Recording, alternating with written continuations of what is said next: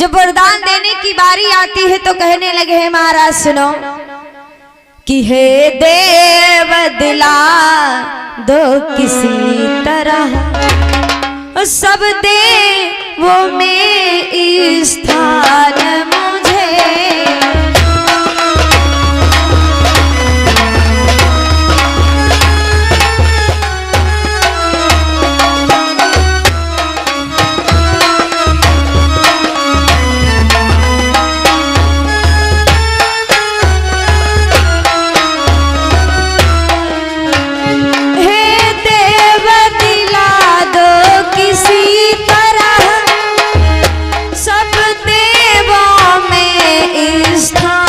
मुझे।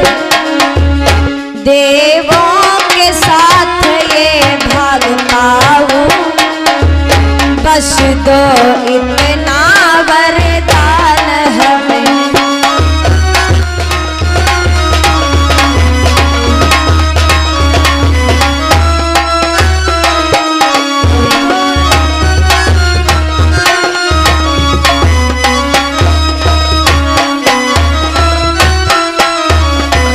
च्यवन ऋषि कहने लगे ठीक है, समय आने पर मैं आपको देव में स्थान अवश्य दिलाऊंगा, तब तक जाओ अपने भवन में आराम से अपना जीवन निर्वाह करो। धीरे धीरे समय व्यतीत होने लगा। एक दिन हुआ क्या, सुकन्या भोजन पान करके अपने प्राणनाथ के साथ में विश्राम कर रही थी। रात्रि का समय था, उसी बगिया में घास फूस की कुटिया बनाई गई, उसी में दोनों प्राणी अपना जीवन निर्वाह करने लगे। रात्रि का समय था, एकदम से उस बगिया में हवा का झोंका आता है और बारिश होने लगी। जब बारिश होने लगी, बड़े ही आंधी तूफान आने लगे, घनघोर बारिश होने लगी। सुकन्या उठती है। जब भक्तों बारिश होने लगी तो सुकन्या उठती है, अपने प्राणनाथ से कहने लगी है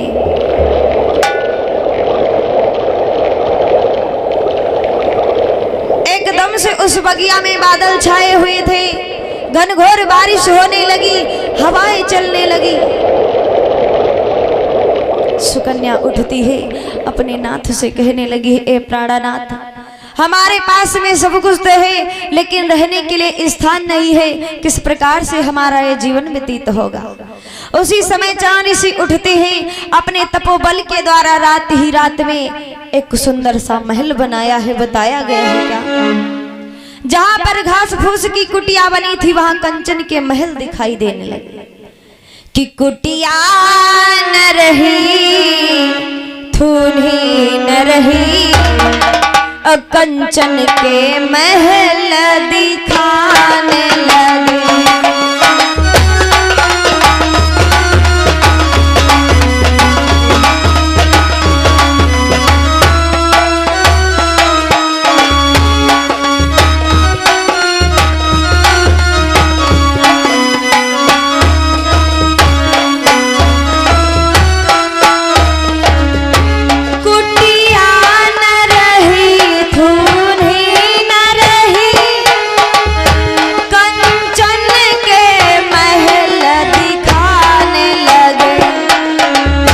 जिसके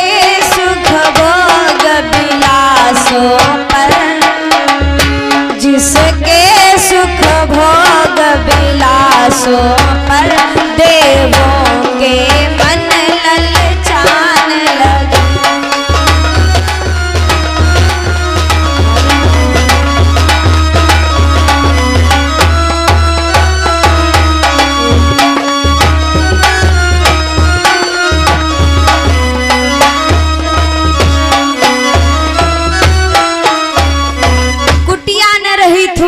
रही कंचन के महल दिखाने लगे।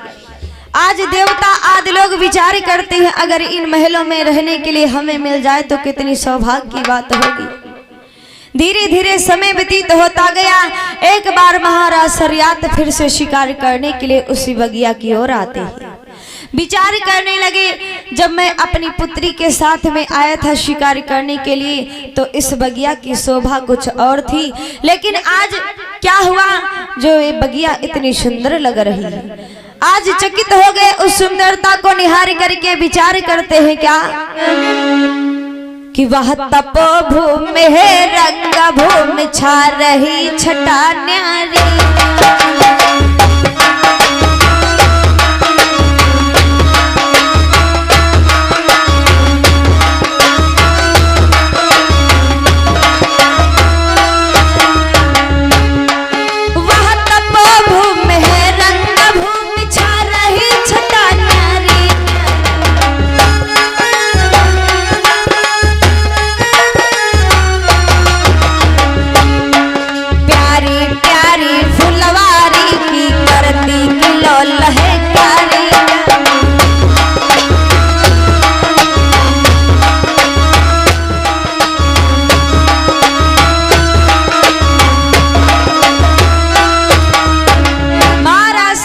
विचार कर रहे हैं क्या वही बाग है। तब तलक सुकन्या अपने अंटा पर खड़ी थी, अपने पिताश्री को देखती है, दौड़ कर आई। पिताश्री प्रणाम। 16 श्रृंगार किए हुए हैं, महारानी का रूप धारण किए हुए हैं। महाराज सरियात पहचान नहीं पाए कि सोच रहे थे नपतियों देख देख वह धाम किया सुकन्या देवी ने तब तक उन्हें प्रणाम। सुकन्या आई, पिताश्री प्रणाम। महाराज सरियात जान नहीं पाए। अरे पिताश्री आप भूल गए, मैं आपकी बेटी सुकन्या जो आप एक ऋषि के साथ में छोड़ करके हमें गए थे। महाराज सरियात विचार करने लगे। आज सुकन्या को बोलने का समय ही नहीं दिया, क्रोधित में आगे कहने लगे सुकन्या तूने मेरी बात को नहीं रखा, कहीं तूने अपना दूसरा घर तो नहीं बसा लिया। एकदम से क्रोध में आकर के कहने लगे हैं सुकन्या कि मेरा अनुमान अगर सच है तो विषय विषैली नागिनी है।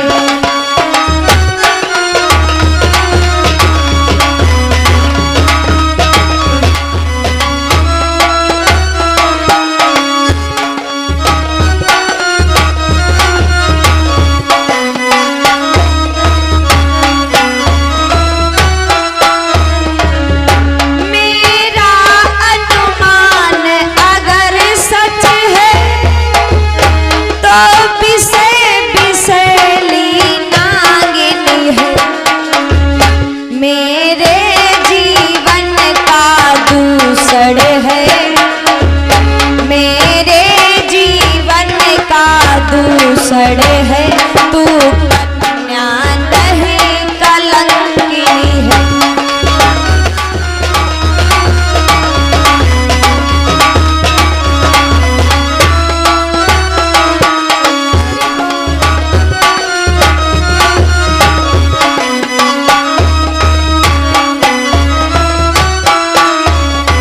अरे जा सुकन्या, तूने मेरे बात की लाज नहीं रखी, मैं तुझे कभी नहीं क्षमा करूंगा।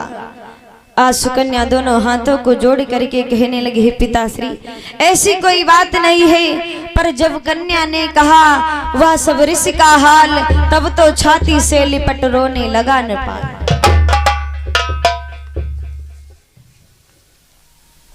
क्या नाम